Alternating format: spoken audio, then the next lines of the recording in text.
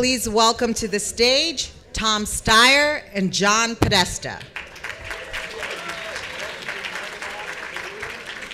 Good afternoon, everybody. My mic working? Yeah, it's now working.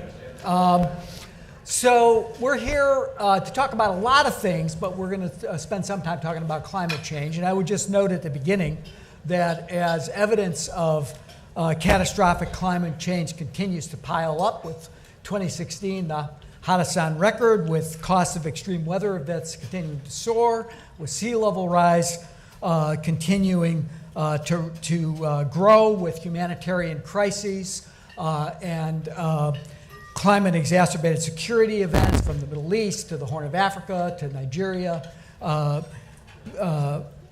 and center in America's newspapers even, finally looking at what's going on. Donald Trump has reacted by appointing a climate denier to run the EPA, by trying to dismantle and tear down the Clean Power Plan. He's proposed a budget that decimates science. He's on a rampage, really, against the environment. But I think you would agree with me, Tom. I'm going to ask you this at the outset, that not all is lost, that there's still tremendous leadership coming from citizens, from business community, from mayors and governors across the country.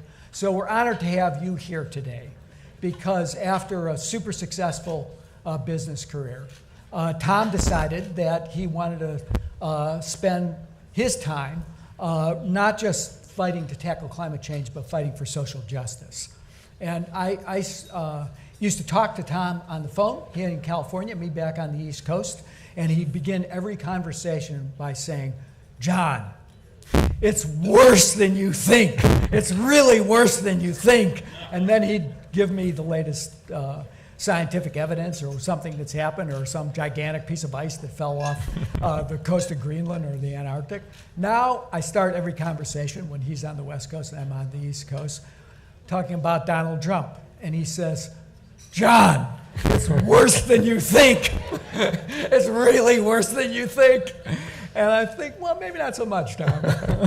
So let me start, though, on the climate question. And with really a broad question. How do you assess where we are today? Can the planet survive 4 years of this kind of policy coming from Donald Trump and his administration?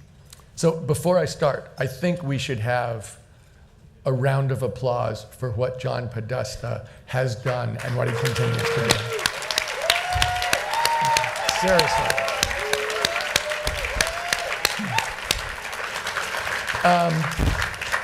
When we think about the task ahead, I like to break it down into 3 parts. We have to clean up our electricity system, we have to electrify everything, and we have to dramatically increase our energy efficiency. So when we ask about where we are as a country, and I'll get to the larger question about the globe, but when we are as a country, if you think about clean up our electricity system, that's predominantly done in the states. So we can have a lot of progress over the next 4 years, state by state, including in red states, and we've had progress since November 8 in 4 red states. We can do a major push in terms of cleaner electricity. Secondly, electrify everything. When you think about what's the largest source of greenhouse gases in the United States, now it's transportation. So when you think about what we have to do, we clearly have to electrify our transportation system. Now, if we don't do the first system, if you plug in your electric vehicle into a plug that is powered by a coal power plant, it's better to keep your internal combustion car. So you do have to do the first step. But the second step is we need to electrify everything. And that is something where the federal government actually has a big say, because if you think, they're already saying they're going to review the CAFE standards. If they roll back what the Obama administration put in place for 2025, then what California and 13 other states have already agreed to do would then be a question of how do they undo that. We have a waiver coming from the Clean Power Plan, from the Clean Air Act. And so what the federal government does to attack the electrification and the increasing energy efficiency of the transportation sector is critical. And then lastly, energy efficiency is something which argues for itself in terms of costs, but where the federal government can put in place policies to make things happen sooner. So where are we? I would say the American people are behind us. If you look at all of the polling data, American business establishment is behind us, with the exception of the fossil fuel companies. And the engineering data, our ability to actually save money by moving to cleaner sources of energy, is also behind us. The question is not, are we moving to this? The question is the pace at which we're moving to it, the pace at which the rest of the world is moving to it. So from my standpoint, I view this as much more urgent than is generally thought, partially because of what John started by teasing me about. That if you actually listen to the scientists, they keep saying, we said it would be 2040, and now we're saying it's going to be 2025. That we are, compressing the time we have to act. So from my standpoint, the political question here about winning becomes infinitely more important because we have to win now. I want to come back to the kind of broader role of climate change, energy transformation, job creation from clean energy as part of the progressive message. But let me stick with one thing you said. You said business voices are still on the side of change in support of this energy transformation. Not all businesses are on that side, no longer just the coal companies in the oil industry. The auto companies are aggressively, who had supported the CAFE standards after Trump's election, are in trying to roll them back. What do you think is the prospect of having the rest of industry that has been more positive about trying to take aggressive action becoming something of a counterweight to the special interests that want to see the rollbacks on the regulatory side? Well, I do want to address the automakers, but let's first answer your question, which is, I think that we cannot count on American business to lead a political revolution. I think it is in their interest. I think they're supportive of it, but I think they're also dependent on having an amicable relationship with the federal government. And I think that they are very nervous about picking a fight with a vengeful president.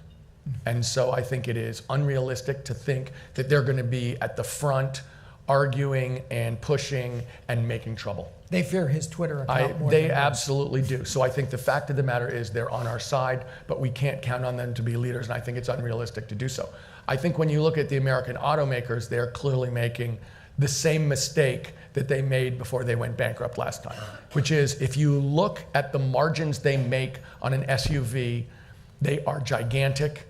They love to sell those cars. And if you look at what they're doing in terms of electric vehicles, that's a business that's growing, but where they're not making any bottom line money. So the fact of the matter is, you read Tesla is more valuable in the market than either GM or Ford. The market is telling us where the future is going to be. But within the companies, the people who have the power, the people who make the cash money, the people who get to make the decisions are still looking backwards and saying we make our money on internal combustion engines. As long as we keep miles per gallon lower, we get to sell bigger cars with bigger margins. Let's push for that. It's a terribly short-sighted decision, but it looks like that's where they're going. Okay. Let's come to the broader progressive argument. You said we got to win now. We don't have time to waste. You have tried to really build a broader coalition. Talk about how you see the effort of blending essentially environmental politics into broader movement politics.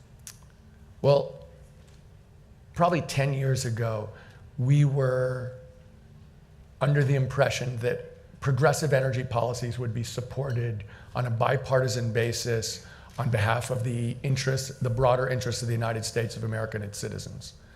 And I think we spent a number of years and built a number of efforts around that idea. And at this point, if you look, in fact, the administration, the congressional Republicans have gone backwards from where they were when we started. So when we think about how change is actually going to come, We think about it in terms of, sure, we think about it in terms of energy, but we also think about it in terms of creating jobs that pay a decent wage that families can live on. We think about cleaner air and a healthier America. And we think about an inclusive America that recognizes every single citizen. And so when we think about that, we think we're going to win every one of those ones. Every policy area that's been brought up today, we think a progressive coalition will do that, and otherwise it's not happening. And that includes energy and climate. So when we think about what we're doing, we are absolutely committed to immigrant rights. We are absolutely committed on every one of those. We are strong believers in organized labor, and it's absolutely essential part of the American system. We think we win everything together or lose everything together. So when we talk about where we're going from here, we think we stick together and win, period, or we lose. And we lose everything across the board. And the difference, John, which I hate saying this, I completely agree that American voters, American citizens are much more alike than they get credit for. But in terms of us having what I would think of as an honest counterparty in terms of elected officials in the Republican Party, I don't believe we have one. I don't believe that there's a common ground. I think that the only thing we can do is put our heads down and win, period. Great. Thank you. Look, you've had success in building that broad coalition in California. You've had some fights with at least some of the building trade unions in the rest of America. How do you assess now the relationship between what you're trying to do in terms of building out clean energy infrastructure with particularly where the building trade unions are? So let me start with the coalition in California, and then let me address the trades. The coalition we have, which we started 10 years ago, is different from the ones that people think about environment. First of all, I think it's incumbent on me to say, which I have said a lot and probably to people in this room, that people who are commonly thought to be environmentally focused are not necessarily the people you think they are. So the number one ethnicity in the United States that cares about energy, climate, the environment is Latinos. Number two group is African Americans. Number three group is Asian Americans. So every coalition we have is built around the idea that it goes to every single part of society. Secondly, we have always had organized labor as an absolutely essential and strong partner. That part of what we're talking about that is inseparable from everything we do is that we will create good paying jobs and distribute them through the communities. And the third thing is we believe we can get the Chamber of Commerce. In California, we've always had more than half the chambers with us. We've always had business with us, and we've always made it clear that what we will do will build business and will build good paying jobs. When we think, if you think about the three things I said that we had to do, which was clean up the electricity system, electrify everything, and double energy efficiency, that is millions of jobs. That is going into every commercial building in the United States of America with equipment and making it happen. That is redoing the grid. We are going to rebuild the United States of America, period. That is going to happen. We have got to start understanding that we have to do that, and that is a gigantic work project. The people from the trades, that's their bailiwick, that's their livelihood, and that's what they are absolutely committed to for their members. The difference that we had with the trades is they know we're going to rebuild the United States of America, but they think that a lot of it is going to be in fossil fuel infrastructure. And the reason they think that is we've been doing that for the last 50 years. There are a ton of pipelines that have to be built or rebuilt if we go that way. There are a ton of energy-related tasks that go to their unions, and they are absolutely committed to the jobs for unions. What we're saying is, look, it's not that we're going to build the Dakota Access Pipeline or nothing. We're going to build something smarter and better. Those jobs are going to be created. And by the way, we're going to make sure that those are organized jobs.